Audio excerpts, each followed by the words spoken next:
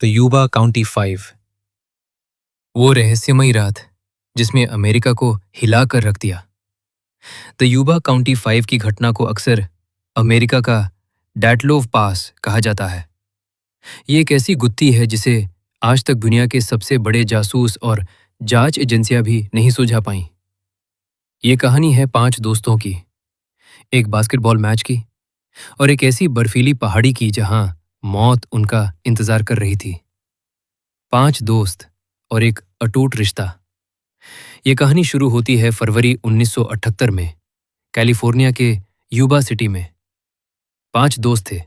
1 bill Stirling 29 वर्ष, 2 Jack मद्रुगा 30 वर्ष, 3 Jack ह्यूइट 24 वर्ष, 4 टेड वियर 32 वर्ष, 5 गैरी मथियास 25 वर्ष। इन 5 में एक समानता थी, ये सभी मानसिक रूप से थोड़े विशेष थे, लेकिन शारीरिक रूप से पूरी तरह स्वस्थ और मिलनसार थे। गैरी मथियास को सिजोफ्रेनिया था, लेकिन वो अपनी दवाइयों के कारण सामान्य जीवन जी रहा था।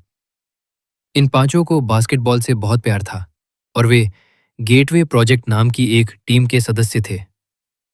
24 फरवरी 1978 की रात वे अपनी टीम के साथ एक टूर्नामेंट खेलने के लिए बहुत उत्साहित थे, जो अगले दिन होने वाला था। लेकिन उससे पहले वे चिको शहर गए, जो उनके घर से करीब 50 मील दूर था, ताकि वे यूसी डेविस का एक बास्केटबॉल मैच देख सकें। वो आखिरी रात और रहस्यमयी मोड़। मैच खत्म होने के बाद रात के करीब 10 बजे 5 दोस्त जैक मद्रुगा की सफेद मरकरी मॉन्टेगो कार में सवार होकर चिको से निकले। उन्हें दक्षिण की ओर अपने घर यूबा सिटी जाना था। रास्ते में वे एक स्थानीय स्टोर बीज मार्केट पर रुके, जहां उन्होंने स्नैक्स, दूध और सोडा खरीदा। क्लर्क ने बाद में बताया कि वे सभी खुश थे और सामान्य दिख रहे थे। लेकिन यहां से कहानी में एक भयानक मोड़ आता है। चिको से यूबा सिटी का रास्ता सीधा और आसान था, लेकिन वे यूबा सिटी की ओर जाने के बजाय बिल्कुल विपरीत दिशा में उत्तर पूर्व की ओर प्लामास नेशनल फॉरेस्ट की गहरी वादियों और ऊंचे पहाड़ों की ओर चले गए। ये इलाका बर्फ से ढका हुआ था और रास्ता बेहद पथरीला और खतरनाक था। सवाल यह है, वे उस तरफ क्यों गए? लावारिस कार और जोसेफ शॉन्स की गवाही। जब अगले दिन वे 5 घर नहीं लौटे, तो उनके माता पिता ने पुलिस को खबर दी। पुलिस ने तलाशी शुरू की। कुछ दिनों बाद उनकी कार पहाड़ी के एक सुनसान रास्ते पर खड़ी मिली। कार में कोई खराबी नहीं थी, उसमें पर्याप्त पेट्रोल था और वो कीचड़ में फंसी भी नहीं थी। चाबियां गायब थीं। उसी रात जोसेफ शॉन्स नाम का एक व्यक्ति उसी पहाड़ी पर अपनी कार में फंसा हुआ था। उसे दिल का दौरा पड़ा था और वो मदद का इंतजार कर रहा था। उसने दावा किया कि उसने रात में 2 गाड़ियां देखीं, एक कार और एक पिकअप ट्रक। उसने देखा कि कुछ लोग फ्लैशलाइट लेकर चल रहे हैं। जब उसने मदद के लिए पुकारा, तो वे लोग अचानक शांत हो गए और अपनी लाइटें बंद कर ली। जोसेफ ने यह भी देखा कि एक महिला किसी बच्चे को लेकर जा रही थी। ये गवाही आज भी एक बड़ा रहस्य है। क्या जोसेफ ने उन्हीं 5 दोस्तों को देखा था? और वो महिला और बच्चा कौन थे? बर्फ पिघली और खौफनाक सच सामने आया। सर्दियों के कारण उस समय सर्च ऑपरेशन रोक दिया गया था। जून 1978 में जब बर्फ पिघली, तो सच सामने आया। उनकी कार से करीब 19 मील दूर जंगलात विभाग फॉरेस्ट सर्विस के एक ट्रेलर में टेड वियर की लाश मिली। वो 8 कंबलों में लिपटा हुआ था, लेकिन उसके जूते गायब थे। पोस्टमार्टम में पता चला कि उसकी मौत भूख और ठंड, हाइपोटर्मिया से हुई थी। सबसे हैरान करने वाली बात यह थी, ट्रेलर के बाहर भारी मात्रा में डिब्बाबंद खाना, कैंड फूड रखा था, जिसे अगर टेड चाहता तो खा सकता था, लेकिन उसने एक भी डिब्बा नहीं खोला। ट्रेलर में हीटिंग की सुविधा थी, लेकिन उसने उसे चालू नहीं किया। उसने करीब 11 हफ्तों तक भूख का सामना किया। जिससे उसका वजन 90 किलो से घटकर मात्र 40 किलो रह गया था। पास ही बिल स्टर्लिंग और जैक मद्रुगा के अवशेष मिले। जैक मद्रुगा की लाश के पास कार की चाबियां मिली। कुछ दूरी पर जैक ह्यूएट की हड्डियां मिली। लेकिन गैरी मथियास, वो कभी नहीं मिला। केवल उसके टेनिस जूते ट्रेलर के अंदर मिले, जिससे ये संकेत मिला कि उसने शायद टेड के जूते पहन लिए होंगे और कहीं निकल गया होगा। अनसुलझे सवाल, द अनसॉल्व्ड मिस्ट्री। ये केस आज भी बंद नहीं हुआ है। इसके कुछ मुख्य सवाल जो सस्पेंस पैदा करते हैं। 1. रास्ता भटकना। वे पांचों अनुभवी ड्राइवर थे, फिर वे अपनी मंजिल से 70 मील दूर बर्फीले पहाड़ों में क्यों गए? 2. कार छोड़ना। कार पूरी तरह ठीक थी, फिर वे बर्फ में पैदल क्यों चले? 3. टेड की मौत। टेड वियर ने खाना क्यों नहीं खाया, जबकि वो उसके सामने रखा था? क्या वो किसी से डरा हुआ था? 4. अदृश्य छठा व्यक्ति। क्या कोई और भी उनके साथ था जो उन्हें डरा रहा था? या क्या गैरी मथियास को सिजोफ्रेनिया का दौरा पड़ा था और उसने बाकी सबको डरा दिया? निष्कर्ष, द यूबा काउंटी 5 केवल एक दुर्घटना नहीं, बल्कि एक मनोवैज्ञानिक पहेली है। क्या वे किसी के जाल में फंसे थे, या पहाड़ों की उस रहस्यमयी खामोशी ने उन्हें भ्रमित कर दिया था?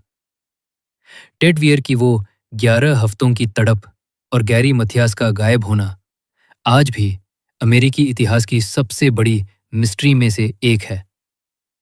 उस ट्रेलर के भीतर का सन्नाटा, द फॉरेस्ट सर्विस ट्रेलर, जब 4 जून 1978 को कुछ घुड़सवारों ने पहाड़ी के ऊपर बने वन विभाग के एक छोटे से ट्रेलर की खिड़की टूटी हुई देखी, तो उन्हें अंदाजा नहीं था कि अंदर मौत का नंगा नाच देखने को मिलेगा। जैसे ही पुलिस और जांच दल ने ट्रेलर का दरवाजा खोला, एक असहनीय दुर्गंध ने उनका स्वागत किया। अंदर एक मेज पर टेड वियर, टेड वीहर की लाश पड़ी थी। वो 8 भारी कंबलों में लिपटा हुआ था, जैसे उसने खुद को ठंड से बचाने की आखिरी कोशिश की हो। लेकिन जो चीज सबसे ज्यादा परेशान करने वाली थी, वो थी उसकी हालत। 11 हफ्तों की भूख और तड़प, टेड वियर का शरीर पूरी तरह से कंकाल बन चुका था। डॉक्टरों ने अनुमान लगाया कि उसने उस ट्रेलर में कम से कम 8 से 11 हफ्ते तक संघर्ष किया था। उसकी दाढ़ी बढ़ चुकी थी और उसके पैर बुरी तरह से फ्रॉस्ट बाइट, बर्फ से गलना के शिकार थे। हैरानी की बात, ट्रेलर के ठीक बाहर एक बड़ा लोहे का संदूक, लॉकर था, जिसमें दर्जनों सी राशंस यानी डिब्बा बंद खाना भरा हुआ था। वहां इतना खाना था कि पांचों दोस्त 1 साल तक जिंदा रह सकते थे। लेकिन टेड ने केवल 1 या 2 डिब्बे ही खोले थे। उसमें उस खाने को हाथ तक नहीं लगाया जो उसकी जान बचा सकता था।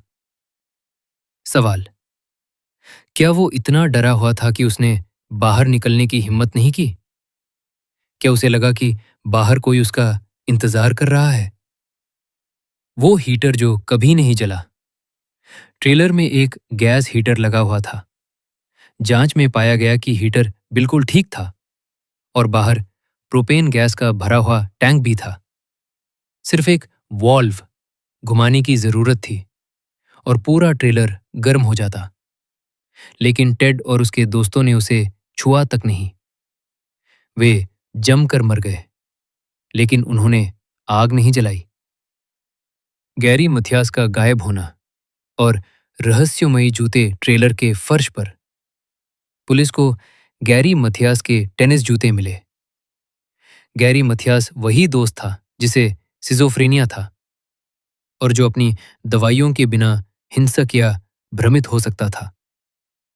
पुलिस का मानना है कि गैरी ने टेड वियर के जूते पहन लिए थे, क्योंकि टेड के जूते गायब थे और गैरी के वहां पड़े थे, और वो बर्फीले तूफान में बाहर निकल गया।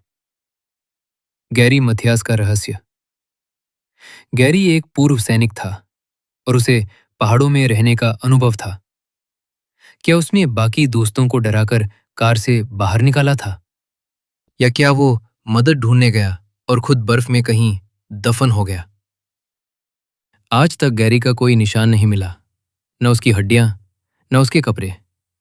वो जैसे हवा में विलीन हो गया। पुलिस की थ्योरी और छठा व्यक्ति। पुलिस की जांच में एक और अजीब बात सामने आई। जिस जगह कार मिली थी वहां से ट्रेलर 19 मील दूर था। वो रास्ता इतना पथरीला और बर्फ से भरा था कि कोई भी सामान्य इंसान बिना भारी जूतों और कपड़ों के वहां तक नहीं पहुंच सकता था।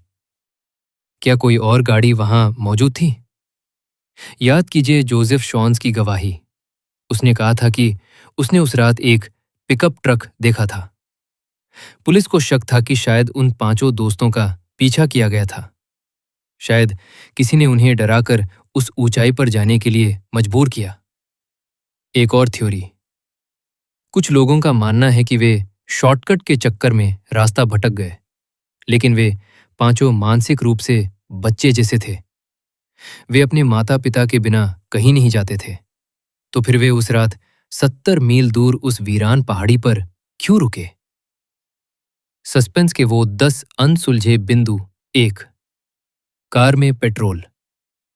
कार में इतना पेट्रोल था कि वे वापस घर पहुंच सकते थे। उन्होंने पैदल चलना क्यों चुना? 2। चीको की दुकान। दुकान के क्लर्क ने बताया कि उन्होंने मैप नहीं मांगा था, यानी वे जानते थे कि वे कहां जा रहे हैं। 3। आधी रात की चीखें।